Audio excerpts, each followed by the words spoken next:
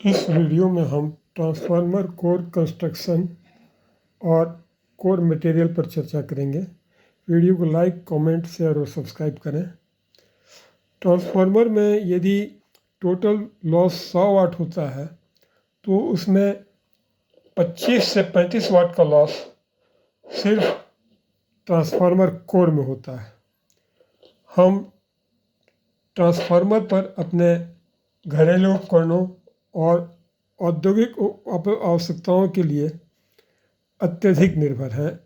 ऐसे में 25 से 35% का लॉस निश्चय ही बहुत भारी क्षति है। ये एनर्जी लॉस न सिर्फ ट्रांसफार्मर के ऑपरेशन को महंगा बनाता है, बल्कि ट्रांसफार्मर के एक्टिव पार्ट कोर और वाइंडिंग होते हैं। तो ट्रांसफार्मर के एक्टिव पार्ट को बहुत अधिक हीट स्ट्रेस भी देते हैं, जिससे कि इंसुलेशन फेलियर का चांस रहता है और एनर्जी को महंगा बनाते हैं। ट्रांसफार्मर की हाई एफिशिएंसी एक बहुत ही वांछित डिजायर्ड पैरामीटर है और एनर्जी एफिशिएंट ट्रांसफार्मर का हार्ट इसके ट्रांसफार्मर के कोर में समाहित होता है।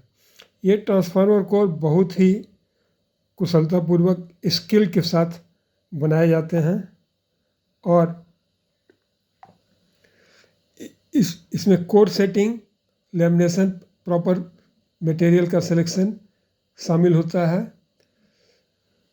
ये ट्रांसफार्मर कोर जो हैं ये लैमिनेशन से बने होते हैं, डिफरेंट लैमिनेशन से बने होते हैं और इसका इस तरह से कंस्ट्रक्शन किया जाता है, मटेरियल का सिलेक्शन किया जाता है ताकि ऑप्टिमाइज्ड एफिशिएंसी प्राप्त किया जा सके और इस हेतु कोर मटेरियल और कुशल कोर सेटिंग वर्कमैनशिप आवश्यक होता है। कोर सेटिंग एक बहुत ही स्किल्ड वर्क है, यह भी बहुत आवश्यक होता है प्रॉपर ट्रांसफार्मर कंस्ट्रक्शन और मेंटेनेंस के लिए। ट्रांसफार्मर कोर हम जैसे चर्चा कर चुके हैं कि लैमिनेशन से बने होते हैं। लैमिनेशंस का यह multi layered structure well calculated, ये कई लेयर में है, तो ये कितने लेयर का होगा, ये वेल कैलकुलेटेड होता है और मल्टीपल लेयर में होता है और एक बहुत ही कुशल डिजाइनर द्वारा डिजाइन किया जाता है। सॉलिड कोर के स्थान पर पहले ये जो लेयर्ड कोर है, ट्रांसफार्मर अपने विकास के क्रम में बहुत कई चरणों से गुजरा है। पहले सॉलिड कोर का इस्तेमाल होता था, तो हिस्टेरेसिस एडी करंट लॉस को घटाने के लिए इसके कोर स्टैंपिंग का उपयोग किया जाने लगा। यह क्रमशः रिसर्च के कारण ऐसा होता चला गया। सॉलिड कोर के स्थान पर मल्टी लेयर स्टैक का उपयोग करने पर इलेक्ट्रोमैकेनिकल लॉस घटता है और ट्रांसफार्मर एफिशिएंसी बढ़ता है। High quality core lamination material का उपयोग करने पर कोर में मैग्नेटिक परमिएबिलिटी बढ़ता है। ये जैसे पहले हम सॉफ्ट आयरन का उपयोग करते थे, रिसर्च के माध्यम से धीरे धीरे फिर हम लोगों ने इसका उपयोग CRGO का उपयोग सीखा। फिर CRGO का कोल्ड रोल ग्रेन ओरिएंटेड, फिर हॉट रोल को ग्रेन ओरिएंटेड, फिर फेराइट कोर और एमॉर्फस कोर का हम लोगों ने इस्तेमाल करना सीखा।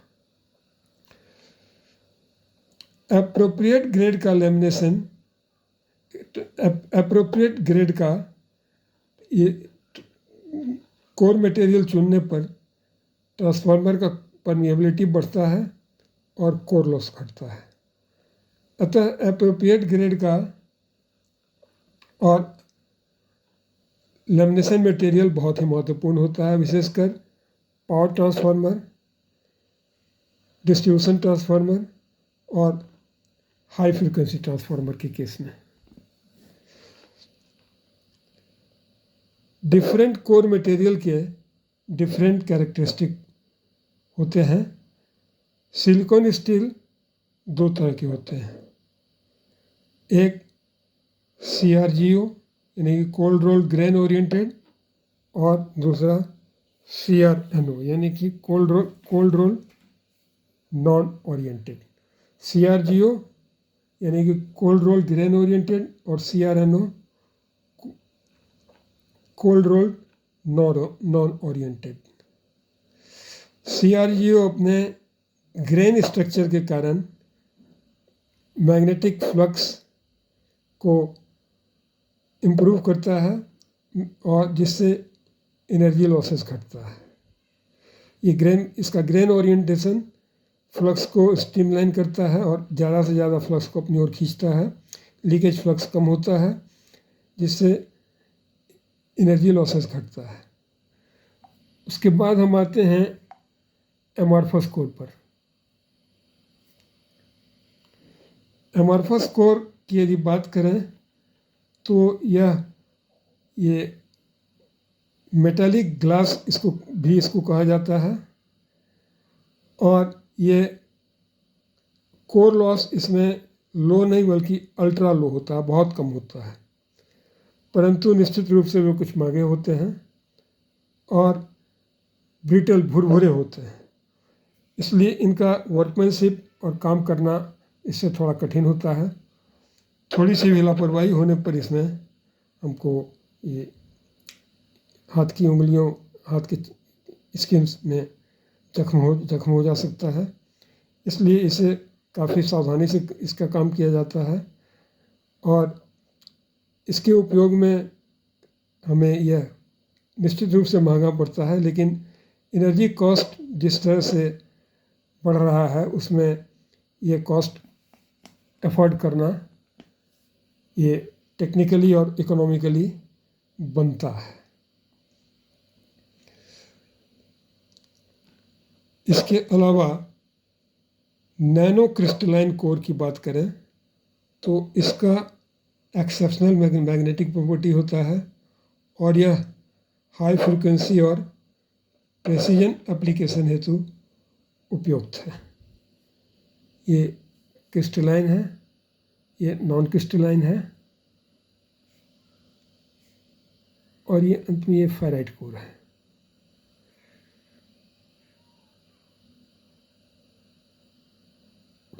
ये CRGO, ये CRNO कोर, ये एमॉर्फस कोर, ये नॉन क्रिस्टलाइन कोर और ये फेराइट कोर। अब अगर हम डिफरेंट ट्रांसफार्मर को इसके कोर के आधार पर इसके उपयोग को समझना चाहें अगर, तो CRGO स्टील ये इसमें एक्सट्रीमली लो हिस्टेरिसिस लॉस होता है और हाई परमिएबिलिटी होता है और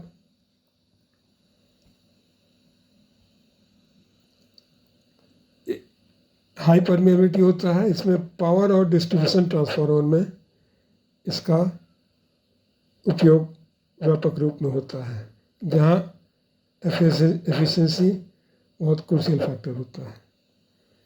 अब उसके बाद हम CRNO कोर में आए तो यह कॉस्ट इफेक्टिव है, इसका परफॉर्मेंस कंसिस्टेंट होता है, इसका उपयोग मोटर, जनरेटर और छोटे ट्रांसफार्मर में अधिक होता है।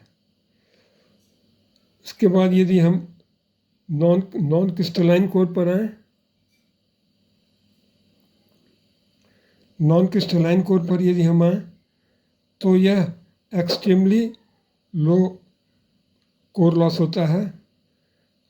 इसमें हाई फ्रिक्वेंसी पर नॉन क्रिस्टलाइन कोर में लॉसेस बहुत कम होता है और इसका उपयोग हाई फ्रिक्वेंसी में व्यापक रूप से होता है।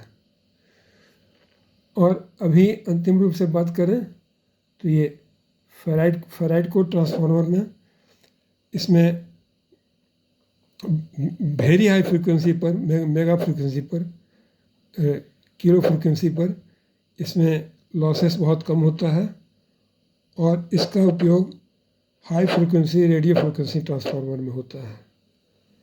इस वीडियो में इतना ही।